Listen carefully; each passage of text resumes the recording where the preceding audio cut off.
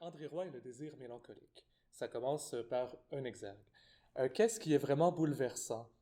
Les profondes choses célestes et leur vie supérieure, les printemps des garçons embrumés, agréables au goût, au petit matin rouillé de la dernière guerre, au fond, il y a la détresse. Ce poème, extrait du plus récent recueil d'André Roy, publié aux Herbes Rouges, Comment allons-nous dorénavant écrire, nous rappelle de façon très condensée, comme le font d'ailleurs les meilleurs poèmes, ce qui anime depuis toujours l'œuvre de ce poète immense. Je retiens pour le moment cette dernière phrase. Au fond, il y a la détresse. Détresse vient du latin populaire districtia, chose étroite, dérivé de districtus, le district, le détroit. Une question avait été posée au départ. Qu'est-ce qui est vraiment bouleversant? Au fond, qu'est-ce qui jette dans un grand trouble? Qu'est-ce qui fait tomber, rouler en bas? Le poète serait pris et protégé, selon un mot emprunté à Alain Grandbois, entre les profondes choses célestes et le printemps des garçons embrumés. Je dis pris et protégé parce que le poète, dans chaque livre peut-être, dans chaque moment de grande intensité, est celui qui à la fois constate le désir et les corps comme quelque chose qui s'embrume, on pourrait dire qui s'enrhume, deviennent étranges et mystérieux comme des fantômes, et comme quelque chose qui jamais n'oublie les profondes choses célestes, les envols, les extases, les grands moments d'intensité. André Roy écrit « Mon cœur est préoccupé par la vie provisoire, par le temps de l'ancienne gaieté, prête à me quitter. » André Roy est bien ce poète du désir qui passe, se détruit et détruit, qui ne perd jamais de vue ce qui a eu lieu et qui lui a été donné, des étoiles dans les yeux.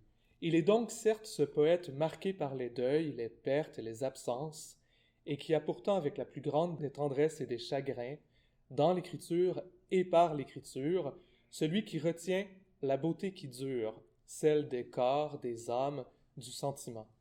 Si le sentiment du lieu dans lequel s'incarne physiquement, psychiquement et imaginairement toute sa quête de poète, d'homme et d'amoureux reste bien présent, on ne peut négliger le fait que le poète est aussi préoccupé par le sentiment du temps. Dans son plus récent recueil, il parle du monde au temps de la poésie, du captif de M. Proust et de la disparition des êtres aimés.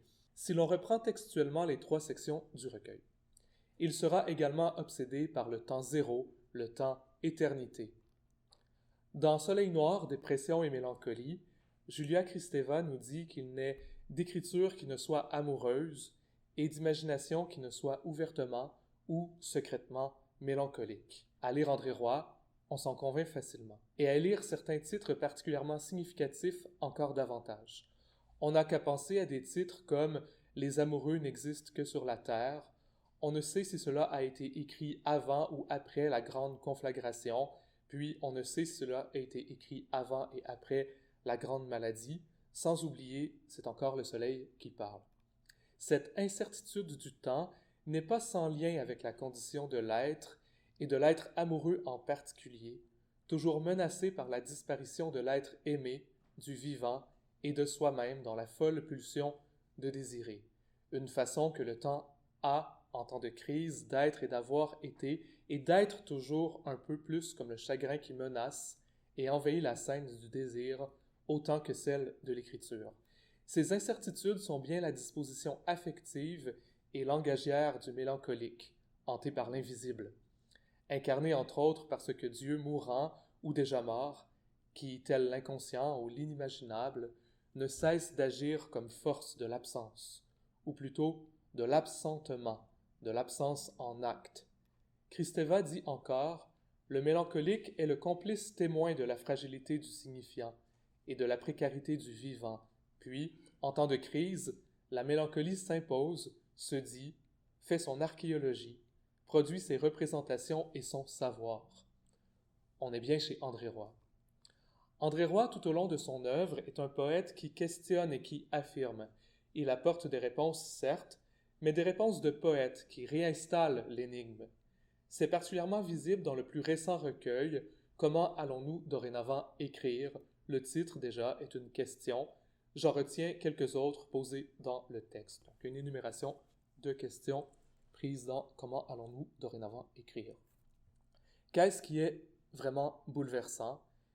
Qu'est-ce qui va remettre mes mots à l'endroit? Les pleurs, les sciences, les affections, la cérémonie des sexes éteints après la grande maladie.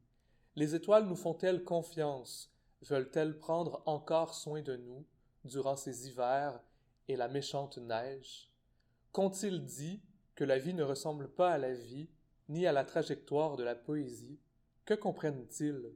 Sommes-nous encore ici, après les traversées, les batailles, après les accidents des mots? Qu'exigeons-nous? Que voit le petit André, le pauvre poète de Montréal? Dirais-je que tu es le nuageur, le meilleur syncope de l'éternité, la grande beauté dans la grande mort? C'est qu'André Roy est un poète qui cherche à comprendre. Chaque livre est une façon pour lui, on l'aura compris, de constituer des archives du désir. Mais pour le temps d'après, bien conscient encore une fois que le désir passe, que l'écriture ne fait que remettre en scène sa propre disparition, comme celle de sa propre jeunesse, qui ne fait que s'éloigner de plus en plus, comme ces jeunes tout en vie, qui occupent son désir. Écriture du fantasme, fantasme de l'écriture, chaque livre en est un de connaissance et d'émotion, au temps de la crise du désir. Chaque livre en est un de souvenir d'une mort et d'une énergie en acte. Chaque livre est traversé par la maladie de la mort, dirait Duras, et par ce qui, dans le fait d'être humain, vivant et amoureux, garde bien vivante la pulsion du temps. Le poète écrit « Comment va le savoir? L'âge ne m'est pas encore arrivé. Les heures injustes leurs effluves, leurs inconstances qui font peur, au lendemain de l'amour et des lettres d'amour, emprisonnées dans chaque livre. » Comment va le savoir? Le poète semble poser une question, mais aucun point d'interrogation dans le texte. On peut lire alors un comment, une manière de faire, sans doute dans l'écriture, dans l'imagination, dans le souvenir, qui va savoir. C'est dans la manière de faire qu'il va savoir ce qu'il cherche à comprendre, en l'emprisonnant dans chaque livre. Une affirmation me semble chez lui particulièrement parlante. Je rappelle que Dieu a déjà existé, mais qu'il a depuis quelque temps disparu, s'étant peu préoccupé de nous. J'associe cette citation à deux autres. D'abord, Dieu s'est toujours tu durant les guerres, puis, à une autre empruntée à Shakespeare cette fois dans Le Roi Lear, on comprendra tout comme des espions de Dieu, qui donnera à André Roy l'un de ses titres les plus énigmatiques, Les espions de Dieu. Remarquons que Shakespeare utilise le futur lui aussi. Il dit « on comprendra », André Roy écrit « on écrira ». Écrire serait une façon de chercher à comprendre en admettant que cet objectif est sans cesse différé, continuellement installé devant son propre échec.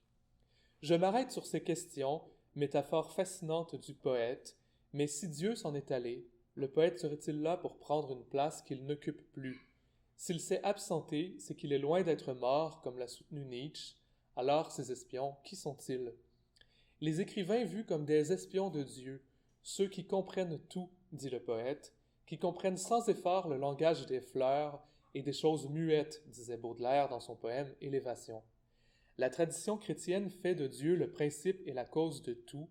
Il serait la figure rêvée ou fantasmée d'un savoir total. Dieu, c'est celui qui sait tout, qui voit tout. Dans cet esprit, qui sont les espions de Dieu?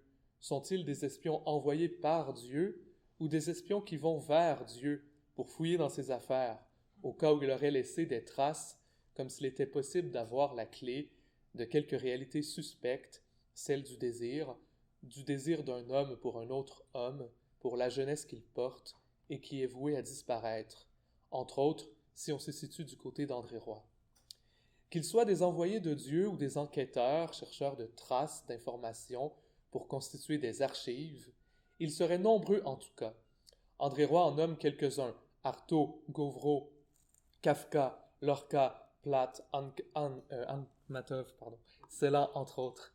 Dans les mots du poète, ce sont ceux qui comprennent tout, et ce sont les anéantis, je cite, les anéantis, les assassinés, les bannis, les censurés, les exterminés, les exilés, les dissidents, les disparus, les emprisonnés, les fusillés, les internés, les liquidés, les opprimés les persécutés, les relégués, les réprimés, les suicidés, les suppliciés, les torturés. En d'autres mots, ce sont tous des suppliciés, des martyrs pour leur passion d'écrire. Ce seraient eux qui comprendraient tout et font tout comprendre.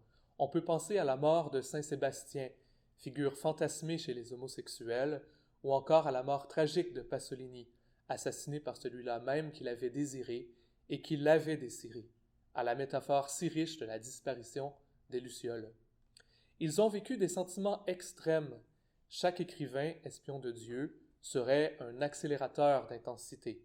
Et dans la passion qu'ils auraient vécue, le martyre qui aurait été le leur, ils auraient connu à la fois l'exaltation et la souffrance. Rappelons que passion vient de pâtir et que le mot renvoie au fait de subir, de souffrir, d'éprouver. Cette passion est bien sûr associée au martyre que je viens d'évoquer, mais surtout pour nous qui sommes porteurs d'un héritage et d'un imaginaire chrétien, au Christ qui subit des souffrances pour le rachat de l'humanité. On sait qu'André Roy a écrit il y a longtemps les Passions du samedi, et qu'il s'agissait alors de celles de la drague, du rêve de la jeunesse et du new look éternel. Aujourd'hui, le poète ne fait que constater la défaillance de ce rêve. Et c'est pour lui une chute, un enfer, une nouvelle souffrance, et encore une passion. Je cite un poème extrait des Espions de Dieu qui évoque justement Pasolini. La plage sale. Alors que ces images nous poursuivent, couleur animale grandissant dans les rues, cœur s'agrandissant à l'intérieur de lui, sonne l'heure la plus chaude de Rome, Pierre Paolo observe l'enfer, il sait que la vie disparaît après 20 ans, cœur découpé comme une dentelle, couleur lourde comme des odeurs, Pierre Paolo en Saint Paul, incarne l'orphelin de ses propres rêves, sous les étoiles droites, sur la plage sale d'Ostie. En conclusion, puisqu'il me faudra conclure sur ces quelques considérations qui me viennent à la lecture de la poésie d'André Roy, une poésie qui m'a toujours fasciné et vers laquelle je reviens toujours avec des étoiles dans les yeux, j'exige un art dont le devoir est de disparaître. Cette demande inquiète et trouble qu'il adresse à toute entreprise artistique, André Roy l'a lancée dans Comment allons-nous dorénavant écrire? Il y a la disparition, donc, disparition de Dieu depuis quelque temps, nous rappelle le poète, il se préoccupe peu de nous. Disparition des jeunes hommes aimés, les tout en vie, ceux qui occupent son désir. Disparition de cette jeunesse éternelle qu'il avait célébrée, entre autres dans le cycle des passions, et plus particulièrement dans les passions du samedi. Disparition des lucioles, mot qu'il emprunte à Pasolini, et qu'on pourrait associer à tous ces jeunes vivants et vibrants qui regardaient le poète avec des étoiles dans les yeux, ou que lui regarderait avec des étoiles dans les yeux. Chez André Roy, on ne sait pas si cela a été écrit avant ou après la grande conflagration. On ne sait par ailleurs pas si cela a été écrit avant ou après la grande maladie. Peu importe en fait si cela a été écrit avant ou après, le fait est que cela est, et dur du fait qu'on est vivant, sur terre, pris et protégé par la condition du sujet désirant, continuellement renvoyé dans l'esprit du poète à sa solitude, celle qu'il rend visible dans chaque livre. C'est encore le solitaire qui parle. On n'aura pas la disparition dans les mots, elle est hors jeu, elle est de l'ordre de l'inimaginable, de ce qui ne veut et ne peut que se rêver. Chaque livre est pensé comme un recueil de lettres d'amour, chaque livre retient l'amour qui a eu lieu avant qu'il ne disparaisse. On écrit pour rendre impensable l'abandon, et on écrit que cela chez André Roy. Chaque livre est une mort et une résurrection, chaque livre rachète la disparition, en gardant vive la mémoire de l'ancienne gaieté. J'ai évoqué tantôt, trop brièvement, les passions du samedi. Je pense à l'expression « fruit de la passion », aux fruits pleins de saveur. Il pourrait dire ce qui nous vient au contact de l'œuvre d'André Roy. Ce pourrait être une magnifique métaphore de la poésie d'André Roy en particulier, au même titre que Baudelaire qui parlait des fleurs du mal. Le poète fait naître les fleurs du mal, il nous fait goûter aux fruits de la passion. Merci.